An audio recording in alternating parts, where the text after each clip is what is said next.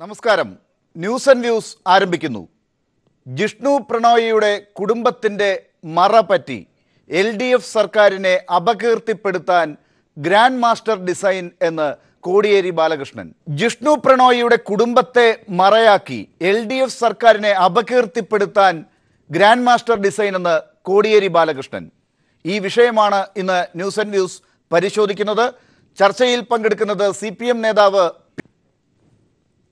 BJP സഹയാത്രികനും മുതിർന്ന മാധ്യമപ്രവർത്തകനുമായ KVS Haridas, Congress നേതാവ് ആദം മുൽസി എന്നിവർ. P. ബിജു, ജിഷ്ണു പ്രണോയിയുടെ കുടുംബത്തെ സർക്കാരിനെതിരാക്കി മാറ്റി LDF സർക്കാരിനെ അപകീർത്തിപ്പെടുത്താനുള്ള ഒരു ഗ്രാൻഡ് മാസ്റ്റർ ഡിസൈനാണ് DGP ഓഫീസിന് മുമ്പിൽ നടന്ന സമരത്തിൻ്റെ ഭാഗമായി അതിനെ തുടർന്ന് ഉണ്ടായത് എന്നാണ് ഇന്ന് ശ്രീ കോടിയേരി ബാലകൃഷ്ണൻ്റെ ലേഖനത്തിൽ കാണുന്നത്. ആരുടേതാണ് ഈ ഗ്രാൻഡ് മാസ്റ്റർ ഡിസൈൻ? അല്ല, എല്ലാ ഇടതുപക്ഷ വിരുദ്ധരും അതിനകത്ത് ഒന്നിച്ചിട്ടുണ്ടാവും. കാരണം കേരളത്തിലെ സ്വാശ്രയ വിദ്യാഭ്യാസ മേഖലയുമായി ബന്ധപ്പെട്ട് ലെഫ്റ്റിന് ഇടതുപക്ഷ മുന്നണിക്ക് ഒരു നയമുണ്ട്. അത് പ്രതിപക്ഷത്തിരിക്കുമ്പോഴും ഗവൺമെൻറ്റിലിരിക്കുമ്പോൾ ആ സംവിധാനം ഉപയോഗിച്ചുകൊണ്ട് ഇവരെ നിയന്ത്രിക്കുന്നതിനാവശ്യമായ സമീപനം സ്വീകരിക്കും. അവിടെ മാന്യമായി കുട്ടികൾക്ക് വന്ന് പഠിച്ചു പോകുന്നതിനാവശ്യമായിട്ടുള്ള സമീപനം സ്വീകരിക്കും. കോൺഗ്രസ് സ്വീകരിക്കുന്ന നിലപാടല്ല. കോൺഗ്രസ്സാണ് ഈ കുഴപ്പം അത്രയും ഉണ്ടാക്കി വെച്ചത്. അപ്പോൾ അതിൽ നിന്ന് വ്യത്യസ്തമായ ഒരു സമീപനം സ്വീകരിക്കും. ജിഷ്ണു പ്രണോയിയുടെ മരണവുമായി ബന്ധപ്പെട്ടാണെങ്കിൽ ആ കുടുംബത്തിന് നീതി ലഭിക്കുന്നതിനാവശ്യമായിട്ടുള്ള എല്ലാ നടപടികളും ഗവൺമെൻറ് സ്വീകരിച്ചു. സാധാരണഗതിയിൽ നിന്ന് വ്യത്യസ്തമായ ഒട്ടേറെ കാര്യങ്ങൾ ഇതിനകത്ത് ചെയ്തിട്ടുണ്ട്. അത് പല ആവർത്തി വിശദീകരിച്ചതാണ്. വിചാരണ സമയത്ത് വയ്ക്കേണ്ട പബ്ലിക് പ്രോസിക്യൂട്ടറെ നേരത്തെ വെച്ച് കൊടുത്തു. ഒരു സ്പെഷ്യൽ ഇൻവെസ്റ്റിഗേഷൻ ടീമിനെ വെച്ച് അന്വേഷിക്കുന്നതിനാവശ്യമായിട്ടുള്ള നടപടികൾ സ്വീകരിച്ചു. പ്രതികളെ പിടിക്കുന്നതിനാവശ്യമായ സമീപനം സ്വീകരിച്ചു. ചില പ്രതികൾ അബ്സ്കോണ്ടിങ് ആയി നിന്നു. അവരെ സ്വത്ത് കണ്ടെത്തുന്നതിനാവശ്യമായിട്ടുള്ള നിലപാട് സ്വീകരിച്ചു. എല്ലാ തരത്തിലും ഇത്തരം തെറ്റായ നിലപാട് സ്വീകരിക്കുന്ന മാനേജ്മെൻറ്റുകൾക്കെതിരെ ശക്തമായ സമീപനം സ്വീകരിച്ചു. പോലീസ് വളരെ ശക്തമായി ആക്ട് ചെയ്തു. ഒരു ഘട്ടത്തിലും പോലീസ് അന്വേഷണത്തിൽ അപാകതയുണ്ട് എന്നോ അല്ലെങ്കിൽ പോലീസ് അന്വേഷണത്തിന് എതിരായിട്ടൊരു നിലപാട് ജിഷ്ണു പ്രണോയിയുടെ അമ്മയോ കുടുംബാംഗങ്ങളോ ഉന്നയിച്ചിട്ടില്ല. അതൊന്നും ഇല്ലാത്ത അതിന് മുമ്പ് തന്നെ മുഖ്യമന്ത്രിയെ കണ്ട് നേരിൽ കണ്ട് ഈ കാര്യങ്ങളെല്ലാം വിശദീകരിച്ചതാണ്. അപ്പോൾ അവിടെ ഒരു സമരകേന്ദ്രമാക്കേണ്ട ഒരു സാഹചര്യവുമില്ല. അവിടെ നടന്നതെന്ന് വെച്ചാൽ സാധാരണ ഈ മിലിറ്റൻസ് ചെയ്യുമല്ലോ, സിവിലിയൻസിനെ ഫ്രണ്ട് നിർത്തി പുറകെ നിന്ന് ആക്രമണം നടത്തുക. അതേ ആക്രമണമാണ് അവിടെ നടത്തിയത്. അത് ഞാൻ ഇത്രയും നാൾ അത് വിശദീകരിക്കാം. ആ സമര രൂപം നോക്കുമ്പോൾ മനസ്സിലാവും. നിങ്ങൾ വിഷ്വൽസ് കണ്ടാൽ മനസ്സിലാവും എന്തിനാണ് കൈകോർത്ത് പിടിച്ച് വരുന്നത്, എന്തിനാണ് പോലീസ് അറസ്റ്റ് ചെയ്യാൻ വരുമ്പോൾ ഇരിക്കുന്നത്. നമ്മളൊക്കെ ഒരുപാട് സമരത്തിന് നേതൃത്വം കൊടുക്കുകയും സമരം കണ്ടിട്ടുള്ളവരും സമരത്തിൽ പങ്കെടുത്തിട്ടുള്ളവരുമാണ്. അപ്പോൾ അസാധാരണമായിട്ടുള്ള ചില സംഭവ വികാസങ്ങൾ അവിടെ ഉണ്ടായിട്ടുണ്ട്. അതിൻ്റെ ഭാഗമായിട്ടാണ് ഇപ്പോൾ SUC നേതാക്കന്മാർ അവിടെ വരിക, അതോടൊപ്പം ഷാജാനെ പോലുള്ള ആൾക്കാർ അവിടെ വരിക. ഇത്തരം ആൾക്കാരെ എല്ലാം വെച്ചുകൊണ്ട് ഒരു എന്താ പറയുക, ഈ ഗവൺമെൻറ്റിനെ ചെളിവാരി എറിയുക, ഈ ഗവൺമെൻറ് നേതൃത്വം കൊടുക്കുന്ന CPMനെ ചെളിവാരി എറിയുക, ജനങ്ങളുടെ ഇടയിൽ സംശയമുണ്ടാക്കുക. അല്ലാതെ ശരി. ശ്രീ P. ബിജു, ഈ പറഞ്ഞ കാര്യങ്ങളൊക്കെ ഇങ്ങനെ നടക്കുമ്പോൾ അതിനെ വിശദീകരിക്കാൻ പിന്നീട് പത്രപരസ്യം കൊടുത്തിട്ടുണ്ട്. ഇപ്പോൾ ഇതാ ലേഖനം വന്നിട്ടുണ്ട്. മുഖ്യമന്ത്രി മാധ്യമങ്ങളെ കണ്ട് ഈ കാര്യങ്ങൾ മറ്റു കാര്യങ്ങൾ വിശദീകരിച്ച കൂട്ടത്തിൽ ഈ ചോദ്യങ്ങൾ വന്നപ്പോൾ അത് വിശദീകരിച്ചിട്ടുണ്ട്. ഇതൊക്കെ നടക്കുന്നുണ്ട്. ആരെ ബോധ്യപ്പെടുത്താനാണ് ഇപ്പോൾ സർക്കാർ ശ്രമിക്കേണ്ടി വരുന്നത്? CPMൻ്റെ സെക്രട്ടറിക്ക് ശ്രമിക്കേണ്ടി വരുന്നത്? ഇത് മഹിജയുടെ കുടുംബത്തെ അറിയിക്കുകയാണോ ചെയ്യുന്നത്, അതോ ഈ ഗൂഢാലോചന നടത്തിയ ആളുകളോട് പറയുകയാണോ ഇപ്പോൾ ചെയ്യുന്നത്? അല്ല, ഇവിടെ തെറ്റായ ചില ഊഹാപോഹങ്ങൾ പ്രചരിപ്പിക്കുന്നു. രാഷ്ട്രീയ ലക്ഷ്യം വെച്ചുകൊണ്ട് ചെളിവാരി എറിയുകയാണ്. ഇവിടെ രാജ്യം അഭിമുഖീകരിച്ചുകൊണ്ടിരിക്കുന്ന, നമ്മുടെ നാട് അഭിമുഖീകരിച്ചിരിക്കുന്ന ഒട്ടേറെ പ്രശ്നങ്ങളുണ്ട്. ഇപ്പോൾ കേന്ദ്ര സർക്കാർ അവിടെ ഇരുന്ന് റേഷൻ മുഴുവൻ വെട്ടിക്കുറയ്ക്കുന്നു. കോൺഗ്രസ്സാണ് അതിനുള്ള എല്ലാ പണിയും ചെയ്തു വെച്ച് കൊടുത്തിട്ട് പോയത്. സാമ്പത്തിക പ്രയാസം അനുഭവിക്കുന്നു. ഇപ്പോൾ വിഷുവായിട്ട് ആൾക്കാർക്ക് പണം എടുക്കാൻ നിവൃത്തിയില്ല. അങ്ങനെ പലതരത്തിലുള്ള പ്രശ്നങ്ങൾ നാട് അഭിമുഖീകരിച്ചുകൊണ്ടിരിക്കുന്നു. ആ പ്രശ്നങ്ങളിൽ നിന്നെല്ലാം വഴിതിരിച്ച് വിടുക, തെറ്റായ രൂപത്തിലേക്ക് കാര്യങ്ങൾ ചെയ്യുക, എന്നിട്ട് വെറുതെ പുകമറ സൃഷ്ടിക്കുക. ഇത് തുടർച്ചയായി നടന്നു. ഇത് ഒറ്റപ്പെട്ട സംഭവമല്ല, തുടർച്ചയായി നടന്നുകൊണ്ടിരിക്കുകയാണ്. ഇതിൻ്റെ യാഥാർത്ഥ്യം കേരളത്തിലെ ജനങ്ങൾ അറിയണം. ഒരു ഭാഗം വരുന്ന മാധ്യമങ്ങൾ സംഘടിതമായിട്ടുള്ള അവർ രാഷ്ട്രീയ ലക്ഷ്യങ്ങളുണ്ട്, മറ്റു പല ലക്ഷ്യങ്ങളുണ്ട്. കാരണം കേരളത്തിലെ മാധ്യമങ്ങളുടെ താല്പര്യം മത, സാമുദായിക, രാഷ്ട്രീയ, സാമ്പത്തിക ഈ താല്പര്യങ്ങളെല്ലാം ഉണ്ട്. ഈ താല്പര്യങ്ങളെല്ലാം വെച്ചുകൊണ്ട് സംഘടിതമായി വ്യാജ പ്രചാരവേല സംഘടിപ്പിക്കുക, തെറ്റായ പ്രചാരവേല, കളവ് 100 ജനങ്ങളുടെ മുമ്പിൽ ഇങ്ങനെ ആവർത്തിച്ചുകൊണ്ടിരിക്കുക. ഒരു ചർച്ചയ്ക്ക് പോയാൽ മറുപടി പറയാൻ പോലും അവസരം തരില്ല. ഈ രൂപത്തിലേക്ക് സംഘടിതമായി ആക്രമണങ്ങൾ സംഘടിപ്പിച്ചുകൊണ്ടിരിക്കുമ്പോൾ ഈ ഗവൺമെൻറ് വോട്ട് ചെയ്ത ജനങ്ങളെ ബോധ്യപ്പെടുത്തേണ്ട കാര്യങ്ങളുണ്ട്, ഇടതുപക്ഷ വിശ്വാസികളെ ബോധ്യപ്പെടുത്തേണ്ട കാര്യങ്ങളുണ്ട്. ഈ നാട്ടിൽ ഈ ഒരു സംഭവവുമായി ബന്ധപ്പെട്ട് എന്താണ് നടന്നുകൊണ്ടിരിക്കുന്നതെന്ന കാര്യം വിശദീകരിക്കേണ്ട കാര്യമുണ്ട്. അത് ഗവൺമെൻറ്റിൻ്റെ ഭാഗത്തു നിന്ന് ഗവൺമെൻറ് വിശദീകരിക്കും, പാർട്ടിയുടെ ഭാഗത്തു നിന്ന് പാർട്ടി വിശദീകരിക്കും. സ്വാഭാവികമായിട്ടുള്ളൊരു നടപടി മാത്രമാണ്. ശരി, ശ്രീ ആദം മുൽസി, ഇന്നിപ്പോ കോടിയേരി ബാലകൃഷ്ണന്റെ ലേഖനത്തിൽ നിന്ന് വ്യക്തമാകുന്ന ഒരു കാര്യം, ഈ കാര്യത്തിൽ അതായത് മഹിജയുടെ ജിഷ്ണു പ്രണയുടെ കുടുംബം തിരുവനന്തപുരത്ത് വന്ന് DGP ഓഫീസിലേക്ക് പോയതിന് ശേഷം ഉണ്ടായ സംഭവ വികാസങ്ങളെയാണ് പ്രത്യേകിച്ച് കോടിയേരി ബാലകൃഷ്ണൻ ഈ ലേഖനത്തിൽ പറയുന്നത്. അതിനുശേഷമുണ്ടായ സംഭവ വികാസങ്ങൾ തെളിവുകൾ സഹിതം ആ ലേഖനത്തിൽ ചൂണ്ടിക്കാട്ടി പറയുന്നു. UDF BJP ഏകോദര സഹോദര ബന്ധം കാണുന്നുണ്ട്, അവിടെ ഒരു ഗൂഢാലോചനയുണ്ട് എന്ന്. അതിന് സഹായകരമായ രീതിയിൽ തെളിവുകൾ നിരത്തുന്നതിന് 1-2 കാര്യങ്ങൾ പറയുന്നത്, ഒന്ന്, ഈ കേരള ഹർത്താൽ വന്നതാണ്. അതിൻ്റെ ഒരു വഴി പരിശോധിച്ചാൽ, നിമിഷങ്ങളിലൂടെ കടന്നുപോയാൽ, മിനിറ്റ് ടു മിനിറ്റ് നോക്കിയാൽ അത് ശരിയാണെന്ന് പറയേണ്ടി വരും. എങ്ങനെയാണ് ആ ഹർത്താൽ, ജില്ലാ ഹർത്താൽ ആദ്യം ഒരു കൂട്ടർ പ്രഖ്യാപിക്കുന്നു, പിന്നീട് അത് തിരുവനന്തപുരം ജില്ല എന്നുള്ളത് കോഴിക്കോട് ജില്ലയാവുന്നു വേറൊരു കൂട്ടർക്ക്, അത് പിന്നീട് 1 മണിക്കൂർ കഴിയുമ്പോൾ കേരള ഹർത്താലാകുന്നു. അങ്ങനെ ആ ഹർത്താലിൻ്റെ വഴി. മറ്റൊന്ന്, ഈ സമരം നടത്താൻ തിരഞ്ഞെടുത്ത തീയതി പോലും അത് ഈ കുടുംബം പറഞ്ഞിട്ടുണ്ടാകില്ല, സമരമാണെന്ന് പോലും പറഞ്ഞിട്ടുണ്ടാകില്ല. അതിന് പിന്നിൽ വന്ന ആളുകളെ പിന്നീട് നോക്കുമ്പോൾ EMS സർക്കാരിൻ്റെ 60ാം വാർഷിക ദിനത്തിൽ അത് എത്തുന്നു.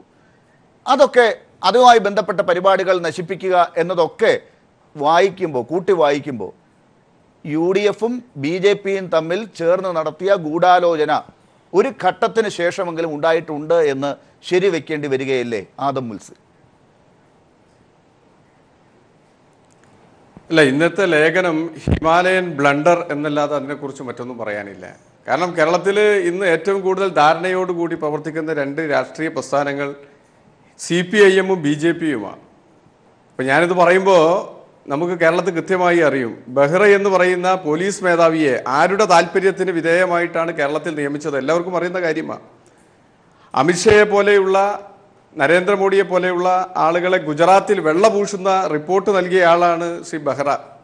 പിണറായി വിജയൻ നരേന്ദ്രമോദിയുമായി കൂടിയാലോചന നടത്തിയതിനു ശേഷമാണ് TP സെൻകുമാർ എന്ന കേരളത്തിൻ്റെ ഏറ്റവും മികച്ച ഒരു പോലീസ് ഉദ്യോഗസ്ഥനെ ഇല്ലാ കഥകൾ പറഞ്ഞുകൊണ്ട് ചില കാരണങ്ങൾ ഉണ്ടാക്കിക്കൊണ്ട് അദ്ദേഹത്തെ തൽസ്ഥാനത്തു നിന്ന് മാറ്റുകയും ബെഹ്റയെ നിയോഗിക്കുകയും ചെയ്തിട്ടുള്ളത്. ബഹുമാനപ്പെട്ട സുപ്രീം കോടതി തന്നെ 2 ദിവസം മുമ്പ് നിരീക്ഷണം നടത്തുകയുണ്ടായി. ഈ TP സെൻകുമാറിനെതിരായി ചമച്ച കേസുകളുടെ അടിസ്ഥാനത്തിൽ അദ്ദേഹത്തെ ആ സ്ഥാനത്ത് നിന്ന് മാറ്റിയെങ്കിൽ 100 തവണ ഇന്ന് പുറത്താക്കേണ്ട ഒരു പോലീസ് മേധാവിയായി ബെഹ്റ മാറിക്കൊണ്ടിരിക്കുക. അതുകൊണ്ട് BJP ബന്ധം ഇങ്ങ് കോൺഗ്രസിന് മേൽ, UDFിന് മേൽ ആരോപിക്കാൻ CPM മെനക്കെടേണ്ട. ഇവിടെ കൃത്യമായി ഞാനിവിടെ സൂചിപ്പിക്കാൻ ആഗ്രഹിക്കുന്നു, ഈ ലേഖനം എഴുതിയ സഖാവ് കോടിയേരി ബാലകൃഷ്ണൻ അദ്ദേഹത്തിൻ്റെ പ്രസംഗ വേദിക്ക് നേരെ ആക്രമമുണ്ടായി മാസം 1 പിന്നിടുകയാണ്. അതിന് പുറകിലുള്ള പ്രതികൾ RSSകാരാണെന്ന് കേരള പോലീസ് തന്നെ സമ്മതിച്ചിട്ടുള്ള, ഇന്ന് വരെ ഒരു പ്രതിയെ പോലും അറസ്റ്റ് ചെയ്യാൻ സാധിച്ചിട്ടില്ല. ഇങ്ങനെ പല കാര്യങ്ങളിലും പരസ്പര ധാരണയോടുകൂടി CPM-ഉം BJP-യും കേരളത്തിൽ പ്രവർത്തിച്ചുകൊണ്ടിരിക്കുക. ഏറ്റവും ഒടുവിൽ രമൺ ശ്രീവാസ്തവ കടന്നു വരുന്നു. ഇവിടെ നരേന്ദ്രമോദിയുടെയും BJP-യുടെയും താല്പര്യങ്ങൾ സംരക്ഷിക്കാൻ വേണ്ടിയാണ് ഒരു തലത്തിൽ അല്ലെങ്കിൽ മറ്റൊരു തലത്തിൽ സഖാവ് പിണറായി വിജയൻ എന്ന് ശ്രമിച്ചുകൊണ്ടിരിക്കുന്നത്. നരേന്ദ്രമോദിക്കെതിരായി ശക്തമായ ഒരു പ്രസ്താവന പോലും പുറപ്പെടുവിക്കാൻ പലപ്പോഴും സഖാവ് പിണറായി വിജയൻ ആ വിഷയത്തിലേക്ക് CPM-ഉം BJP-യും തമ്മിലുള്ള ധാരണ ഏത് രീതിയിലാണ് എന്നുള്ളത് ശ്രീ KVS ഹരിദാസിനോടും P ബിജുവിനോടും നമുക്ക് അടുത്ത ഘട്ടത്തിൽ ചോദിക്കാം. പക്ഷെ അപ്പോഴെല്ലാം UDF എന്താണ് ചെയ്തുകൊണ്ടിരിക്കുന്നത് ഈ സമരത്തിന്റെ ഭാഗമായി എന്നുള്ളത് ചോദ്യമാണ്. അത് തെളിവുകളായി ഈ ലേഖനത്തിലും കാണുന്നുണ്ട്. അതിന് ഒരുപക്ഷെ ചരിത്രത്തിന്റെ പിൻബലം കൂടി ഈ ലേഖനത്തിൽ എടുക്കുന്നുണ്ട്. പശ്ചിമ ബംഗാളിൽ എന്താണ് തൃണമൂൽ കോൺഗ്രസും BJP-യും തമ്മിൽ ചേർന്ന് അവിടുത്തെ ഇടതുപക്ഷ സർക്കാരിനെ വീഴ്ത്താൻ ശ്രമിച്ചത് എന്ന് ഈ ലേഖനത്തിൽ പറയുന്നുണ്ട്. രണ്ടാമത്, ഇവിടെ ഈ മഹിജയുമായി ബന്ധപ്പെട്ട സമരത്തിന്റെ ഭാഗമായി ഹർത്താലും അതിനുശേഷവും ഉണ്ടായ സമരങ്ങൾ വടകരയിലും നാദാപുരത്തുമൊക്കെ മുസ്ലിം ലീഗും കോൺഗ്രസും എങ്ങനെയാണ് ആഘോഷിച്ചത് എന്ന് പറയുന്നുണ്ട്. നാദാപുരം നന്ദിഗ്രാം ആണ് എന്ന് പറഞ്ഞുകൊണ്ട് നടത്തിയ പ്രസംഗങ്ങൾ, പ്രതിപക്ഷ നേതാക്കൾ സമരത്തിനെ ആളിക്കത്തിക്കാൻ വേണ്ടി ശ്രമിച്ചത് BJP നടത്തുന്ന സമരവും നിങ്ങളുടെ രണ്ട് കൂട്ടരുടെയും സമരങ്ങൾ ഒരേ ദിവസങ്ങളിൽ ഒരേപോലെ നീങ്ങുന്നത് ഇതൊക്കെ ചൂണ്ടിക്കാട്ടുമ്പോൾ ഒരു ഗൂഢാലോചന നിങ്ങളുടെ രണ്ടുപേരുടെയും പക്ഷത്തു നിന്ന് ഉണ്ടായിട്ടുണ്ടോ എന്ന് സംശയിക്കുന്നവർക്ക് ബലം കിട്ടുന്നതാണ് ഈ ലേഖനം. അല്ല, കേരളത്തിലെ ചില CPM നേതാക്കൾ ഒഴിച്ച് കേരളത്തിലെ 90% ജനങ്ങളും CPM പ്രവർത്തകന്മാരും ഹർത്താലിനെ അനുകൂലിച്ചിട്ടുള്ളതാ. എന്തിനേറെ ഇടതുപക്ഷ ജനാധിപത്യ മുന്നണിയിലെ ഘടകകക്ഷികൾ, പ്രിയപ്പെട്ട കാനം ഉൾപ്പെടെയുള്ള നേതാക്കന്മാർ പോലീസിന്റെ ഭാഗത്തുനിന്ന് ഗുരുതരമായ വീഴ്ചയുണ്ടായി എന്ന് സമ്മതിച്ചിരിക്കുക. അപ്പൊ കേരളത്തിൽ ഐക്യജനാധിപത്യ കോൺഗ്രസും UDF-ഉം എന്തുകൊണ്ടാണ് അതിനെ അനുകൂലിച്ചത് എന്നാണ്. ഒരുപക്ഷെ ഹർത്താലിനെ പോലും എതിർക്കുന്ന ഒരു KPCC പ്രസിഡന്റ് വന്നപ്പോൾ BJP ആ ഹർത്താലിനെ ആഹ്വാനം ചെയ്തെങ്കിൽ അവരെ തുറന്നു കാട്ടാൻ പറ്റുന്ന ഒരു നിമിഷമായിരുന്നു, ഒരു സംഭവമായിരുന്നു. അത് എടുക്കാതെ ആ ഹർത്താലിനൊപ്പം ഐക്യദാർഢ്യം പ്രകടിപ്പിച്ചത് എന്തുകൊണ്ടാണ്? അങ്ങനെ ഹർത്താലിൽ പോലും മുസ്ലിം ലീഗ് പോലും എനിക്ക് തോന്നുന്നത് അതിനെ വേണ്ട രീതിയിൽ പ്രസ് ചെയ്തിരുന്നില്ല. അപ്പോൾ കോൺഗ്രസ് എങ്ങനെയാണ് അതിന് കൂടുതൽ ഹർത്താലിന് വേണ്ടി വാദിച്ചത്, ഈ ഹർത്താലിൽ BJP-യോടൊപ്പം നിന്നത് എന്നത് ഒരു ചോദ്യമാണ്. കേരളത്തിലെ സ്ത്രീത്വത്തെ ഏറെ അപമാനിച്ച ഒരു വിഷയമാണ് മഹിജക്ക് നേരെ ഉണ്ടായിട്ടുള്ള കടന്നാക്രമണം. എല്ലാവരും അതിനെ അനുകൂലിച്ച് തന്നെയാണ് സംസാരിച്ചിട്ടുള്ളത്. മഹിജക്ക് നേരെ നടന്നത് കടന്നാക്രമമാണ് എന്ന് സഖാവ് MA ബേബിയെ പോലെയുള്ള നേതാക്കന്മാർ, VS അച്യുതാനന്ദനെ പോലെയുള്ള നേതാക്കന്മാർ അവരൊക്കെ ഒരേ അഭിപ്രായമാണ് പറഞ്ഞിട്ടുള്ളത്. അതാണ് ഞാൻ പറയുന്നത്. CPM അണികൾ പോലും ആ ഹർത്താലിനെ മനസ്സുകൊണ്ട് സ്വീകരിച്ചിരുന്നു എന്നുള്ളതാണ് യാഥാർത്ഥ്യം. ഇവിടെ നമ്മൾ കാര്യങ്ങൾ വളരെ ഗൗരവത്തോടു കൂടി നോക്കി കാണേണ്ടിയിരിക്കുന്നു. ഇടതുപക്ഷ ജനാധിപത്യ മുന്നണിയെ സംബന്ധിച്ചിടത്തോളം സഖാവ് കോടിയേരി ബാലകൃഷ്ണൻ എഴുതിയിട്ടുള്ള ലേഖനത്തിൽ പറയുന്നത് ബംഗാളിലെ ചരിത്രപരമായ ചില കഥകൾ കൂടി സൂചിപ്പിച്ചുകൊണ്ട് അദ്ദേഹം സംസാരിക്കുന്നത് വളയത്ത് പാർട്ടിക്കെതിരായ ഒരു വലിയ മൂവ്മെന്റ് ഉണ്ടായിക്കൊണ്ടിരിക്കുന്നു. ഒരിക്കലും വളയം നന്ദിഗ്രാമമായി മാറില്ല എന്ന് സഖാവ് കോടിയേരി ബാലകൃഷ്ണൻ അടിവരയിട്ടുകൊണ്ട് പറയുന്ന ഈ ലേഖനത്തിൽ തന്നെ അദ്ദേഹം പറയുന്നു, ബംഗാളിൽ നിന്ന് അനുഭവങ്ങൾ ഉൾക്കൊണ്ടുകൊണ്ട് പാഠങ്ങൾ മനസ്സിലാക്കിക്കൊണ്ടാണ് കേരളത്തിൽ CPM പ്രവർത്തിക്കുന്നത് എന്നുള്ളതാണ്. എന്നാൽ ബംഗാളിൽ നിന്നും നന്ദിഗ്രാമിൽ നിന്നും പാഠങ്ങൾ ഉൾക്കൊണ്ടിട്ടില്ല എന്നുള്ളതാണ് ഇക്കഴിഞ്ഞ ദിവസങ്ങളിൽ ജിഷ്ണു കേസ് കൈകാര്യം ചെയ്യുന്നതുമായി ബന്ധപ്പെട്ട് നമ്മൾ കണ്ടുകൊണ്ടിരിക്കുന്നത്. ശരി, അപ്പോഴും UDF-ന്റെ റോൾ എന്തായിരുന്നു എന്നുള്ള കാര്യത്തിൽ ഒരു വ്യക്തത വരുന്നില്ല. ഞാൻ തിരിച്ചു വരാം. ശ്രീ KVS ഹരിദാസ്, BJP-യുടെ റോൾ ഈ കാര്യത്തിൽ എന്താണ് എന്നുള്ളത് ഈ അടുത്ത കാലത്തായി കേരളത്തിൽ നടക്കുന്ന സമരങ്ങളിലെല്ലാം BJP ഒരു സ്പേസ് ഉണ്ടാക്കാൻ ശ്രമിക്കുന്നതിൽ നിന്ന് വ്യക്തമാണ്. ഈ ലോ അക്കാഡമി സമരം ആയിരുന്നാലും, ജിഷ്ണു പ്രണോയിയുടെ നെഹ്റു കോളേജിന്റെ ഭാഗത്തുണ്ടായ സമരമായിരുന്നാലും, മറ്റ് സമരങ്ങൾ വരുമ്പോഴും BJP പെട്ടെന്ന് അവിടെ ഒരു സ്പേസ് ഉണ്ടാക്കിയെടുക്കാനുള്ള ശ്രമം നടത്താറുണ്ട്. ഇവിടെയും പെട്ടെന്ന് UDF ഒരു ജില്ലാ ഹർത്താൽ പ്രഖ്യാപിക്കുമ്പോൾ അത് കോഴിക്കോട് ജില്ലാ ഹർത്താലായി BJP പെട്ടെന്ന് പ്രഖ്യാപിക്കുന്നു. അത് കഴിഞ്ഞ് പെട്ടെന്ന് സംസ്ഥാന ഹർത്താലായി രണ്ട് കൂട്ടരും ഒരുമിച്ച് പ്രഖ്യാപിക്കുന്നു. ഇവിടെ മഹിജയുടെ കുടുംബത്തിനുണ്ടാകുന്ന വേദന നമുക്ക് മനസ്സിലാക്കാം. പക്ഷേ BJP-യുടെയും UDF-ന്റെയും താല്പര്യം ഒരുപോലെ നീങ്ങുന്നത് കാണുമ്പോൾ ഈ രാഷ്ട്രീയം കളിക്കുന്നത് ഒരു പ്രത്യേക ഗൂഢാലോചനയുടെ ഭാഗമായിട്ടാണ് എന്ന് കാണേണ്ടി വരും. അതാണ് കോടിയേരി ബാലകൃഷ്ണൻ ഈ ലേഖനത്തിൽ പറഞ്ഞത്.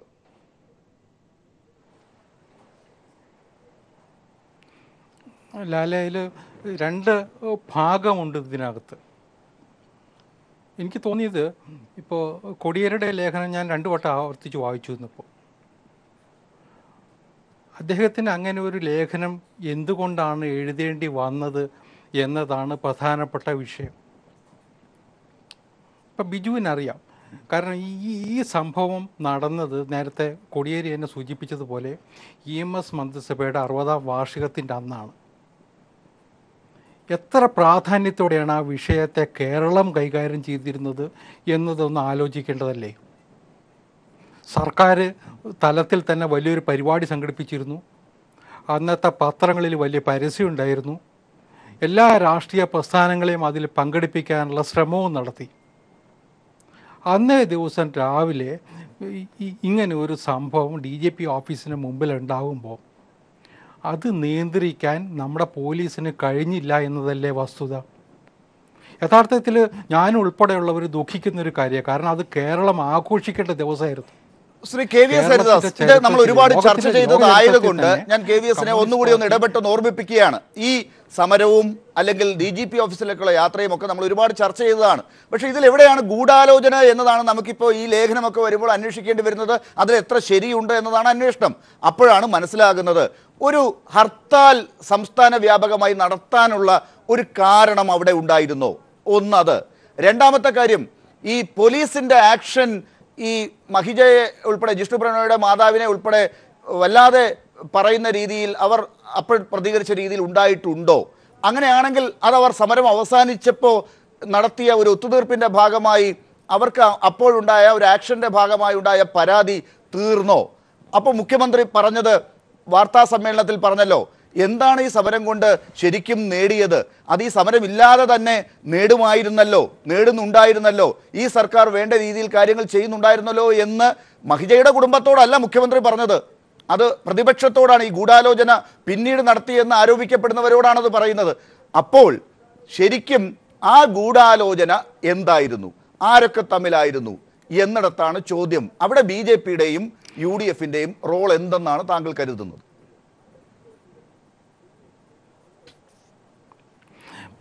ലാലെ, ഈ മുഖ്യമന്ത്രി പറഞ്ഞതൊക്കെ നമുക്ക് മുഖവിലേക്കെടുക്കാം. ഞാനത് മുഖവിലേക്കെടുക്കാൻ തയ്യാറാണ്. പക്ഷെ അതെന്തുകൊണ്ടാണ് സഖാവ് MA ബേബിക്ക് മനസ്സിലാവാതിരുന്നത്? അതെന്തുകൊണ്ടാണ് VS അച്യുതാനന്ദൻ? ഞാൻ അവിടെ തന്നെ വ്യക്തമായി അത് എന്റെ നിരീക്ഷണത്തിൽ ഞാൻ ബോധ്യപ്പെടുത്താം. കാരണം ഈ ചർച്ച നമുക്ക് കൃത്യമായി കുറഞ്ഞ സമയത്തിൽ പൂർത്തിയാക്കേണ്ടതുണ്ട്. അതുകൊണ്ട് ശ്രീ MA ബേബിക്ക് മാത്രമല്ല, ഇന്നത്തെ CPIയുടെ ദേശീയ നേതാവ് പറഞ്ഞിരിക്കുന്ന ഇവിടുത്തെ പോലീസ് ആക്ഷൻ മഹിജയുടെ നേരെ നടത്തിയത് വലിയ കിരാതമാണെന്ന വാക്കാണ് ഞാൻ മാധ്യമങ്ങളിലൂടെ കണ്ടത്. അതായത് പലരും ഈ സീൻ കണ്ടിട്ടില്ല. ആ സീൻ ഓഫ് ഒക്കറൻസ് എന്നുള്ളത് കൃത്യമായി നമ്മൾ നോക്കേണ്ടതാണല്ലോ. ഈ സമരം എന്ന് പറയുന്ന ഈ കൃത്യം ഉദ്ഘാടനം ചെയ്യേണ്ടിയിരുന്നത് ശ്രീ സെബാസ്റ്റ്യൻ പോളാണ്. അദ്ദേഹം ഈ പരിപാടിയിലേക്ക് വരേണ്ട ഒരാളായിരുന്നു. അദ്ദേഹം TV ആ സമയത്ത് കൃത്യമായി കണ്ട ആളല്ല. പിന്നീടുള്ള ഒരു ചോദ്യത്തിൽ ഇവരൊക്കെ പറയുന്ന ഉത്തരങ്ങൾ നമുക്ക് കേൾക്കുമ്പോൾ കാണുന്നത് എന്താണ്? പറഞ്ഞു കേട്ട അറിവ്, അതല്ലെങ്കിൽ പിന്നീട് റെക്കോർഡ് ചെയ്ത സീനുകൾ കാണുമ്പോൾ ഉണ്ടാകുന്ന ഓരോരുത്തരുടെയും മനസ്സിൽ ഈ ഒരു സ്ത്രീയുടെ നേരെ പോലീസുകാർ ഇങ്ങനെ ആഞ്ഞു വരിക, അതല്ലെങ്കിൽ അവരെ ഇങ്ങനെ എടുത്ത് അറസ്റ്റ് ചെയ്ത് കൊണ്ടുപോവുക എന്നൊക്കെ കാണുമ്പോൾ കേരളത്തിൻ്റെ മനസ്സിലുണ്ടാകുന്ന ഒരു വേദനയുണ്ട്. അതാണ് ഒരു പക്ഷേ മുഖ്യമന്ത്രിയും കേരളത്തിൻ്റെ സർക്കാരും അവരുടെ കൂടെ നിന്നുകൊണ്ട് അവരെ വേദനിപ്പിക്കാതെ പറഞ്ഞു മനസ്സിലാക്കാൻ ശ്രമിച്ചത് എന്നാണ് എനിക്ക് തോന്നിയത്. അപ്പോൾ ആ കാര്യത്തിൽ ഗൂഢാലോചന എവിടെ ഉണ്ടായി? അതാണ് നമുക്കറിയേണ്ടത്. അവിടെയാണ് MA ബേബിയും CPIയുടെ നേതാക്കളും മറ്റു പല നേതാക്കളും CPMന്റെ തന്നെ പല നേതാക്കളും പ്രതികരിച്ചതായി ശ്രീ KVS ഹരിദാസ് പറയുന്നതിന് ഞാനും അനുകൂലിക്കുന്നു, പലരും അനുകൂലിക്കുന്നുണ്ട്, കാണാത്തവരും പറയുന്നുണ്ട്. അത് നമുക്ക് ഒരിക്കലും അംഗീകരിക്കാൻ പറ്റില്ല. പക്ഷേ ഇതാണ് അതിൻ്റെ നിജസ്ഥിതി. ഇത് ബോധ്യപ്പെടുത്താൻ ആരും എന്തുകൊണ്ട് ശ്രമിച്ചില്ല എന്നുള്ളതാണ് ഗൂഢാലോചന.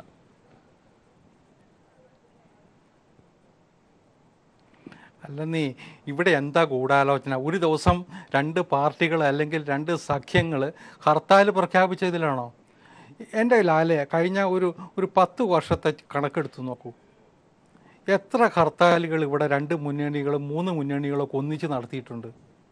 എത്ര? ഈ സംഭവം നടന്നതിന്റെ അതിനെ ലഘൂകരിച്ച് കാണരുത്. ഈ വെറും ഒരു ഹർത്താലല്ല. ആദ്യം ഒരു ജില്ലാ ഹർത്താൽ, ഒരു മുന്നണി, മറ്റൊരു ജില്ലയിലെ ഹർത്താലാണ് വേറൊരു പാർട്ടി. UDF BJP മാറി മാറി പല ജില്ലകളിൽ. പിന്നീട് സംസ്ഥാന ഹർത്താലാകുന്നു. അത് ഒരാൾ പ്രഖ്യാപിക്കുന്നു, അപ്പൊ മറ്റേ ആളും പ്രഖ്യാപിക്കുന്നു. ഇതൊക്കെ ഇങ്ങനെ ഒരു ഹർത്താലിലേക്ക് പോകേണ്ട ആവശ്യമുണ്ടായിരുന്നോ? സംസ്ഥാന സർക്കാർ എന്ത് ചെയ്തില്ല എന്ന് പറഞ്ഞാണ് ആ ഹർത്താൽ? എന്തൊക്കെ കാര്യങ്ങൾ ചെയ്തു എന്ന് അവർ പറയുന്നുണ്ടല്ലോ. അപ്പോൾ ആരെ ബോധ്യപ്പെടുത്താനാണ് ഈ ഹർത്താൽ? ഹർത്താൽ കഴിഞ്ഞപ്പോൾ എന്ത് നേടി? അതാണ് ചോദ്യം. അപ്പോൾ ഹർത്താൽ വേണമെന്നുള്ളത് ഒരു ഗൂഢാലോചനയായിരുന്നു. സംസ്ഥാന സർക്കാർ എന്താണ് ചെയ്യാനുണ്ടായിരുന്നതെന്ന് ചോദിക്കേണ്ടത് ഒരു കമ്മ്യൂണിസ്റ്റ് കുടുംബത്തിൽ നിന്ന് വരുന്ന ആ സ്ത്രീയോട്, ആ അമ്മയോട് തന്നെയായിരുന്നു സത്യത്തിൽ. അവർക്കല്ലേ അറിയേണ്ടത്. അവർ മുഖ്യമന്ത്രിയെ നേരത്തെ കണ്ടതല്ലേ, പിന്നീടല്ലേ അവർ DGPയെ കാണാൻ വേണ്ടി വന്നത്. അപ്പോൾ അവർക്കല്ലേ ആ സംശയം ഉണ്ടായിരുന്നേ. അത് ആ സംശയം ദൂരീകരിക്കേണ്ട അവർക്ക് സ്വാഭാവികമാണ്. ശ്രീ KVS ഹരിദാസ്, സംശയം ഉണ്ടാകുക. അവരുടെ മകനാണ് പോയത്. ആ കാര്യത്തിൽ അവർക്ക് വേദനയുണ്ട്. അവരോടൊപ്പം നിൽക്കുകയാണെന്ന് സർക്കാർ ഓരോ ഘട്ടത്തിലും പറയുന്നു. എങ്ങനെയാണ് അവരോടൊപ്പം നിൽക്കുന്നത് എന്ന് സർക്കാർ വിശദീകരിക്കുന്നു. അതിന് മുൻപ് വിശദീകരിച്ചു, ഈ കൂടിക്കാഴ്ച സമരത്തിന് മുൻപ് വിശദീകരിച്ചു, അതിനുശേഷവും വിശദീകരിച്ചു. ഈ 2 ഘട്ടങ്ങളിലും സർക്കാർ ചെയ്തത് എങ്ങനെയാണ് വ്യത്യാസമാകുന്നത്? ഒരേ കാര്യങ്ങൾ തന്നെയല്ലേ ചെയ്തുകൊണ്ടിരിക്കുന്നത്, മാറിയിട്ടില്ലല്ലോ എന്നിടത്താണ് എന്തു നേടി എന്ന് ഒരു ചോദ്യം ഗൂഢാലോചനക്കാരോട് മുഖ്യമന്ത്രി ചോദിച്ചതായി എനിക്ക് തോന്നിയത്. അപ്പോൾ അതിനെ വളച്ചു തിരിച്ച് മഹിജയോട് നിങ്ങൾ സമരം ചെയ്തപ്പോൾ എന്ത് നേടി എന്ന് ചോദിക്കുന്നു. അപ്പോൾ വേറെ ചിലർ ചോദിക്കുന്നു, ഇത് പഴയ കാലത്ത് മുതലാളിമാർ പറയുന്ന ഭാഷയാണല്ലോ എന്ന് ചോദിക്കുന്നു. ഇതൊക്കെ ഒരു തരം രാഷ്ട്രീയം മാത്രമായി പോകുന്നു, നിജസ്ഥിതിയുമായി ബന്ധമില്ലാത്തതാകുന്നു എന്ന് ഒരു മാധ്യമ പ്രവർത്തകൻ കൂടിയായ ശ്രീ KVS ഹരിദാസിന് തോന്നുന്നില്ലേ? ലാലെ വസ്തുതാപരമായിട്ട് നോക്കിയാൽ ഇതിനകത്ത് ഒരു ഗൂഢാലോചനയുടെ പ്രശ്നവുമില്ല. അതിനകത്ത് BJPക്കാർ ആ സംഭവ സ്ഥലത്തെ ഉണ്ടായിരുന്നില്ല. ഇവരുടെ ഈ മഹിജയുടെ ബന്ധുവായിട്ടൊരു BJPക്കാരൻ ഉണ്ടായിരുന്നു എന്നും അയാളെ ആദ്യം പോലീസ് പിടിച്ചു എന്നും പിന്നീട് വെറുതെ വിട്ടു എന്നും ഞാൻ മനസ്സിലാക്കുന്നു. അതല്ലാതെ ഈ ചില ആളുകൾ പറയുന്നത് ഈ ഗൂഢാലോചനയിൽ മഹിജ ഉണ്ടാകേണ്ടതല്ലേ, ഈ ജിഷ്ണു പ്രണയുടെ അമ്മാവൻ ഉണ്ടാകേണ്ടതല്ലേ? ഗൂഢാലോചന ഇവർ തമ്മിൽ തന്നെ വേണമെന്നൊന്നുമില്ല. ഈ പ്രശ്നങ്ങൾ ഉണ്ടാക്കുന്ന വേറെ ആരെങ്കിലും തമ്മിലാകാം. അങ്ങ് ഇപ്പൊ പറഞ്ഞു BJPക്കാർ അവിടെ ഇല്ലായിരുന്നുവെന്ന്. ഈ BJPക്കാർ മഹിജയുമായി അല്ലെങ്കിൽ ശ്രീജിത്തിന്റെ കുടുംബവുമായി നിരന്തരം ബന്ധപ്പെടുന്നുണ്ടായിരുന്നു തങ്ങളുടെ പാട്ടിലാക്കാൻ എന്നുള്ളത് ശ്രീജിത്ത് പോലും പല ചർച്ചകളിലും തുറന്നു പറഞ്ഞ കാര്യങ്ങളാണ്. അപ്പോൾ അത് നടക്കാതെ പോയത് കൊണ്ടാണ് സീനിൽ വരാത്തത്. പക്ഷെ പറ്റുന്ന സ്ഥലങ്ങളിൽ ഇത് ആളിക്കത്തിക്കാൻ ശ്രമിക്കുന്നുണ്ട്. അവിടെയാണ് ഗൂഢാലോചന.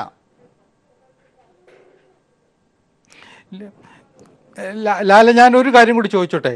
ഇതിൻ്റെ കൂടെ ഉണ്ടായിരുന്നത് SUCക്കാരാ. ആ SUCയുടെ പ്രവർത്തകനെ അറസ്റ്റ് ചെയ്ത് ജയിലിൽ അടയ്ക്കുകയും ചെയ്തു. ആ SUC ഏതാ പാർട്ടി? ഇന്നലെ കാനൻ രാജേന്ദ്രൻ്റെ പത്രസമ്മേളനം ശ്രദ്ധിച്ചപ്പോൾ ലാലിന് മനസ്സിലാക്കിയിട്ടുണ്ടാവും. ഡൽഹിയിൽ ഇടതുപക്ഷ ഏകോപന സമിതി എന്ന് പറഞ്ഞൊരു സംവിധാനമുണ്ട്. അതിൽപ്പെട്ടവരാണ് SUCക്കാർ.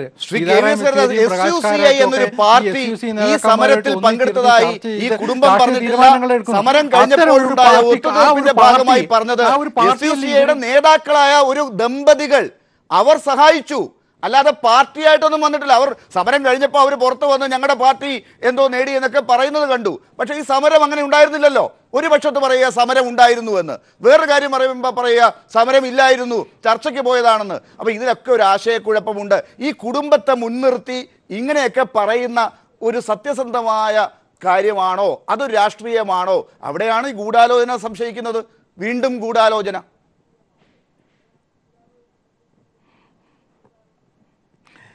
ലാലെ, അങ്ങനെ വന്നാൽ ഈ ഗൂഢാലോചനയ്ക്ക് ഒന്നാം സ്ഥാനത്ത് നിർത്തേണ്ടത് നിങ്ങളുടെ മുന്നണിയിലുള്ള CPIയെ തന്നെയാണ്. അവരാണ് ഇന്നലെ വരെ ഇന്നും പരസ്യമായിട്ട് ഈ ഗവൺമെൻറ്റിനെതിരായിട്ട് ഈ പ്രശ്നം ഉന്നയിച്ചുകൊണ്ട് വരുന്നത്. വേറെ ആരുമല്ല, CPIക്കാർ തന്നെയാണ്. എന്തുകൊണ്ട് ആ CPIക്കെതിരായിട്ട് നെഞ്ചു നിവർത്തി നിന്ന് പറയാൻ ധൈര്യമില്ലാത്ത കോടിയേരിക്ക്? കേരളത്തിൽ ആ പാർട്ടിക്ക് എത്രത്തോളം ഇപ്പോഴാണല്ലോ വന്നത്. അവരിങ്ങനെ കാര്യങ്ങൾ, അവർ മാത്രമല്ല ഓരോരുത്തരും ഇങ്ങനെ കാര്യങ്ങൾ പിന്നീട് വാർത്തയെ കേൾക്കുമ്പോൾ ഓരോന്ന് പ്രതികരിക്കും. അത് ഈ ദിവസവുമായി ബന്ധമില്ലാത്ത ഈ ഗൂഢാലോചന നടന്ന ദിവസം CPI ഉണ്ടായിരുന്നു എന്നൊന്നും കോടിയേരി ബാലകൃഷ്ണൻ എഴുതിയിട്ടില്ല. ശ്രീ P. ബിജു, മഹിജയുടെ കുടുംബത്തെ സർക്കാരിനെതിരാക്കി നിർത്തുന്ന കാര്യത്തിൽ ഒരു കൃത്യമായ ഗൂഢാലോചന എന്നാണ് ഇന്ന് ശ്രീ കോടിയേരി ബാലകൃഷ്ണൻ പറഞ്ഞിരിക്കുന്നത്. അത് പലപ്പോഴും കമ്മ്യൂണിക്കേറ്റ് ചെയ്യുന്നതിൽ, അതല്ലെങ്കിൽ മാധ്യമങ്ങളിൽ വിശദീകരിക്കുന്നതിൽ ഒരു പരാജയം ഉണ്ടാകുന്നുണ്ടോ? അതുകൊണ്ടാണോ മഹിജ തെറ്റിദ്ധരിക്കുന്നത് ഇടയ്ക്ക് എനിക്കെതിരായിട്ടാണ് മുഖ്യമന്ത്രി പറയുന്നത് എന്നുള്ള രീതിയിൽ പ്രസ്താവന വരുന്നത്? അതോ അതും മാധ്യമങ്ങൾ കൊടുക്കുന്നതാണോ? അവർ അങ്ങനെ അല്ലേ പറയുന്നത്? അല്ല, ഒന്നാമത്തെ കാര്യം, എല്ലാ കാലഘട്ടത്തിലും മനുഷ്യത്വപരമായ ഒരു സമീപനം സ്വീകരിക്കുന്ന സർക്കാരാണ് ഇടതു സർക്കാർ. കോൺഗ്രസ് ചെയ്യുമ്പോൾ ആദിവാസികളെ വെടിവെച്ച് കൊല്ലുക, അവരെ കുടിയൊഴിപ്പിക്കുക, അവരെ കൊണ്ട് ജയിലിലടയ്ക്കുക, അല്ലെങ്കിൽ നാട്ടിലെ പാവങ്ങളായിട്ടുള്ള മനുഷ്യരെ ഉപദ്രവിക്കുക എന്നുള്ളൊരു നിലപാട് സ്വീകരിക്കുന്ന മുന്നണിയല്ല. ആ നയം സ്വീകരിക്കാറുമില്ല. ഇവിടെ ഒരു മകൻ നഷ്ടപ്പെട്ട ഒരു അമ്മയുടെ ചില വികാരങ്ങളുണ്ട്. ആ വികാരത്തോട് ചേർന്ന് നിൽക്കുകയാണ് ഈ ഗവൺമെൻറ് ചെയ്തത്. പക്ഷെ അവിടെ ഉണ്ടായിട്ടുള്ള സംഭവം അതിൽ നിന്ന് വ്യത്യസ്തമാണ്. ഇവിടെ നേരത്തെ ഇപ്പോൾ DGPയുടെ പേരുന്നാൾ കേരളത്തിൽ 10,000-ത്തിലധികം പോലീസ് ഉദ്യോഗസ്ഥന്മാരുണ്ട്. അവർക്ക് വ്യത്യസ്ത രാഷ്ട്രീയമുണ്ടാവും, വ്യത്യസ്ത ധാരകളുണ്ടാവും, വ്യത്യസ്ത രീതികളുണ്ടാവും. അവരുടെ രാഷ്ട്രീയം, ഇവിടെ പോലീസ് ഭരണമൊന്നുമല്ല, ഇവിടെ ഒരു ജനാധിപത്യ സംവിധാനമാണ്. ഈ ഗവൺമെൻറ് നയം മാത്രമേ ഇവിടെ നടപ്പിലാക്കാൻ കഴിയും. അത് ഏത് ഉദ്യോഗസ്ഥനായിരുന്നാലും ഈ ഗവൺമെൻറ് നയത്തിന് വിരുദ്ധമായിട്ട് ഒരു ഉദ്യോഗസ്ഥനും പ്രവർത്തിക്കാൻ കഴിയില്ല. പിന്നെ അവർ ഒരു പുകപ്പുറ സൃഷ്ടിക്കാനാണ്, ഇയാളുടെ രാഷ്ട്രീയം ഇതാണ്, സെൻകുമാറിൻ്റെ രാഷ്ട്രീയം മറ്റേതാണ്, അങ്ങനെ ഓരോ ഉദ്യോഗസ്ഥരുടെ രാഷ്ട്രീയം പറയാൻ നോക്കിയാൽ പിന്നെ അതൊന്നും ഇവിടെ പ്രസക്തമല്ല. ഇവിടെ എന്താണോ ഈ ഗവൺമെൻറ്റിൻ്റെ നിലപാട്, ആ ഗവൺമെൻറ്റിൻ്റെ നിലപാട് മാത്രമേ നടപ്പിലാക്കാൻ വേണ്ടി കഴിയൂ. അവിടെ പലതും തെറ്റിദ്ധാരണ സൃഷ്ടിക്കുന്നതിന് വേണ്ടിയിട്ടൊരു നിലപാട് സ്വീകരിക്കും. ഞാൻ പറയുന്നത് ഈ സംഭവം ഉണ്ടായി, ഞാനിത് ഫോൺ വഴിയാണ്, എന്നെ ഒരു മാധ്യമപ്രവർത്തനാണ്, മഹിജയെ വലിച്ചഴച്ചു എന്നാണ് വാർത്ത കൊടുത്തത്. ഒരു വലിച്ചഴപ്പും ഉണ്ടായിട്ടില്ല. നിങ്ങൾ വിഷ്വൽ നോക്കൂ. ഇപ്പോൾ പറയുന്നു ഒരു 10-20 പേര് 10-15 പേര് നടന്നു പോവുകയാണ്. നടന്നു പോയപ്പോൾ സ്വാഭാവികമായിട്ട് എപ്പോഴാണ് നമ്മൾ കൈകോർത്ത് പിടിക്കുന്നത്? ഒറ്റയ്ക്കൊരു പോലീസുകാരെ പിടിച്ചാൽ എടുത്തുകൊണ്ട് പോകരുത്. എപ്പോഴാണ് നമ്മൾ ഇരിക്കുന്നത്? ഇരുന്നാൽ വലിച്ചഴിച്ചോണ്ടേ പോകാവൂ. അപ്പോൾ അവിടെ ഒരു സീൻ സൃഷ്ടിക്കുക. ആ സീൻ സൃഷ്ടിക്കുന്നതിന് വേണ്ടി ബോധപൂർവം ഈ ഷാജർ ഖാനും ഷാജഹാനും ഇവർ ഈ സംഘടിതമായ ഈ രീതികൾ അവലംബിക്കുന്ന ആൾക്കാരാണ്. അപ്പോൾ അവിടെ ഒരു സംഘർഷം ഉണ്ടാക്കുക, അവിടെ കുഴപ്പം. ഇവരുദ്ദേശിക്കുന്ന രൂപത്തിലേക്ക് കാര്യങ്ങൾ എത്തിയില്ല. അവിടെ പോലീസ് ആ രൂപത്തിൽ ഇടപെടാത്തത് കൊണ്ട് ഇവരുദ്ദേശിക്കുന്ന രൂപത്തിലേക്ക് കാര്യങ്ങൾ എത്തിക്കുക. ഇവരെന്താ ഉദ്ദേശിച്ചത്? സർക്കാരിൻ്റെ 60ാം വാർഷിക ആഘോഷിക്കുന്ന ദിവസം ഇവിടെ അലങ്കോലപ്പെടുത്തുക, DGP ഓഫീസിൻ്റെ മുമ്പിൽ ഒരു രാഷ്ട്രീയ വേദിയാക്കുക, അവിടെ ഒരു സമരകേന്ദ്രമാക്കുക.